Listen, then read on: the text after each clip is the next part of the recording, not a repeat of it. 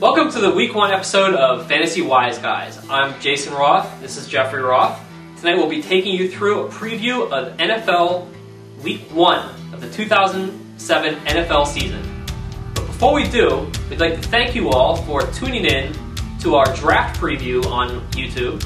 We'd like to thank you for the response that we got. Everyone who emailed us at FantasyWiseGuys@hotmail.com, we really appreciate all the responses and all of the lineup questions that you sent us. In fact, we're going to be addressing some of the lineup questions that you did email us on this episode for the Week 1 preview. So stay tuned. The way we're going to do this is we're going to go through each position. We're going to give you guys that we believe are studs, meaning guys that you do not sit at all during any week of this season because they are that good. We're going to give you our list for those guys, and then we'll be taking you through our Week 1 picks. We'll be looking at a couple of potential matchups that you may be facing in the fantasy season. We'll be answering the emails, addressing questions of matchups, and trying to answer them to the best of our ability. All right. So why don't we go on to the quarterback position for Week 1 of the fantasy football season? And what we're going to do, we're going to give you our list of studs right now. So Jeff is going to take you through the list of studs, the quarterbacks that we feel are players that you always start. There's never a question about it, and they are guaranteed starts. Okay, here we go. The guys that we believe are studs, and these are bona fide studs, are Peyton Manning, Carson Palmer, Drew Brees, Donovan McNabb, Mark Bulger, and Tom Brady. We're going to stop the list there. There's some other guys that some people might throw up in there as studs, but those are the 6 guys that we believe you start no matter what every week of the season. Now, if you have both of those guys, Jason, obviously, or if you have 2 of those guys, you don't have to worry. You have a pretty good option. All right, so just take the best that you think is the best matchup for that week. But we're going to try and address some questions that the viewers sent us. First question that we'll address, Jeff. I'll address it to you, actually. Okay. Question came from Dan Goldstein of Brooklyn, New York. He asked, "Dear Fantasy Wise Guys, should I start Matt Leinart playing at San Francisco, or should I start Brett Favre playing at home against Philadelphia?" Jeff? Well, a lot of people are very high on Leinart this year.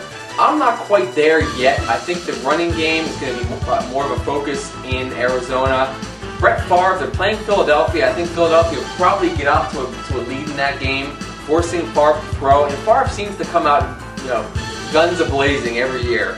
And as long as Donald Driver is healthy and plays in that game, I would choose Brett Favre over Matt Leinart for Week 1. I think it's a good pick as well. I mean, you know what you're getting with that Green Bay offense. The Arizona offense is in flux a little bit.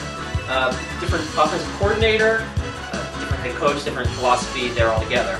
You really don't know what you're going to get. So Plus, I think the San Francisco defense is a sleeper this year. I think they might be able to slow down the Arizona offense. Now, Jason, we did get another email about a quarterback question from Jim Stevens in Boulder, Colorado. He wants to know Ben Roethlisberger, who plays at Cleveland, or Phillip Rivers, who plays at home against Chicago. Which one of those guys would you pick this week? And it's a tough pick because Ben Roethlisberger playing against Cleveland sounds like a quarterback's dream. But personally, I go with Phillip Rivers. I think Phillip Rivers has more offensive red zone targets, potential red zone targets to go to. They're playing against a Chicago team that's probably going to stack the line, try and stop Daniel Tomlinson.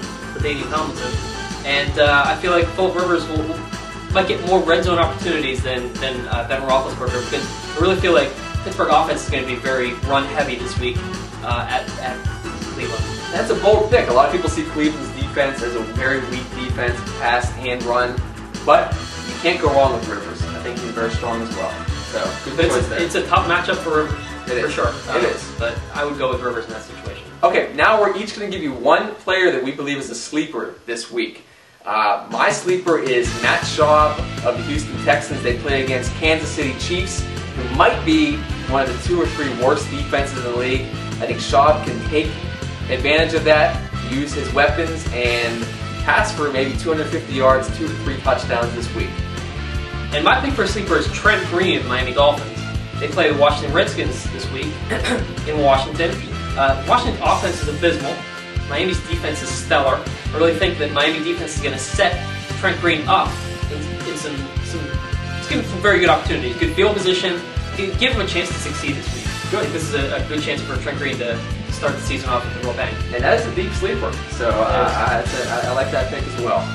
Okay, so let's move on to the running backs. Jason, why don't you give us the running back studs for week 1? Again, the running back studs are guys who we would never sit, guys who are always going to start. And it's not necessarily just for week 1, but who we think are studs for this season. Right, as of right now. As of right now. Yes. Okay. Okay, here we go. Damian Tomlinson of San Diego Chargers, needless to say. Steven Jackson, Larry Johnson, Joseph Adai, Gore Westbrook, Reggie Bush, Willie Parker, and Sean Alexander. And we also added in Rudy Johnson and Willis McGahee as of right now. So those players we do not even think about sitting at this point of the season. So we did get some email questions as well regarding the running back position. Jason, I'll throw one your way. Okay. This email is from John Engler of Charlotte, North Carolina. His question is, should I, at my running back number 2 position, should I start Lamont Jordan, who plays against Detroit at home, at Oakland, or Tatum Bell, who plays in the same game? Tatum Bell plays for Detroit at Oakland. What do you think? That's a tough one. I personally would go with Tatum Bell in that situation. A lot of people would go with Lamont Jordan, knowing that Detroit's defense stinks. But I feel like Tatum Bell is more of a threat to catch passes in this game than Lamont Jordan is. That there's no question that Tatum Bell is the number 1 running back this week in Detroit. Lamont Jordan has Fargus behind him, potential taking away touchdown situations, taking away goal line situations. Obviously, T.J. Duck will be taking away goal line situations from Tatum Bell. I think Tatum Bell has more of a chance to break one, and has more potential for a bigger upside than Lamont Jordan does. Okay. And Jeff, we have a question from Stephen Wainwright of Corpus Christi, Texas. Okay. He asks, should I start Marion Barber they're playing against the Giants at home in Dallas, or should I start Cedric Benson playing against the Chargers in San Diego? I would personally stick with Cedric Benson, who's probably a higher draft pick in most of your drafts. He is the number 1 guy in Chicago. They are playing a very difficult team at San Diego. However, we don't know what they're going to be doing in Dallas as far as the running back situation. And as far as right now, it's Julius Jones, the starter. If Marion Barber was the starter and the guy, Barber's the easy pick here. I'd still stick with Cedric Benson for this week and see how he does. I think he's going to do pretty well in that role in Chicago. It's a close call, but I'm going to stick with Cedric Benson for right now, knowing that he's going to get more touches than Marion Barber at this stage. If we had been sent that question a little later in the season, it would probably be a little easier to answer. Probably, but for week 1 right now, I'd stick with Cedric Benson. Cedric Benson is such an unknown commodity, and the Dallas offense as a whole is just a black box. You don't know what's going to happen down there. Yeah. So Benson was one of those guys that was taken at very different points in fantasy drafts. I mean, sometimes at the end of round 2, sometimes in the middle of round 3. So it was kind of, people had different opinions on Benson, but I think he's going to do fairly well this year with that stellar Chicago offensive line and a amazing defense that they're going to have there to keep them in every single game they're in. So, very good. So now we're going to list our sleepers for week 1 running backs. My sleeper is Edgerrin James playing at San Francisco. I feel like the new coaching staff in Arizona is going to try to make a point that they're going to run the ball this year. They're going to do it no matter what. They're going to be successful doing so. I think it'll benefit Edgerrin James, at least in game 1. We'll see what happens from there on out, but he's my sleeper in week 1. Okay, my sleeper is Brandon Jacobs of the New York Giants. They play at Dallas. Dallas does have a very good defense, but I think Jacobs, he's healthy coming into this week, and I think that he's going to get at least 1 touchdown.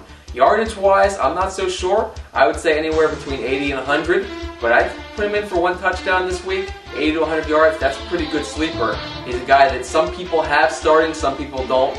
I would, if you have a shot to put Brandon Jacobs in your lineup, I would do so.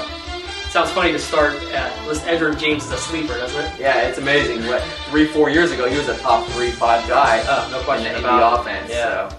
Well, things change. They sure do.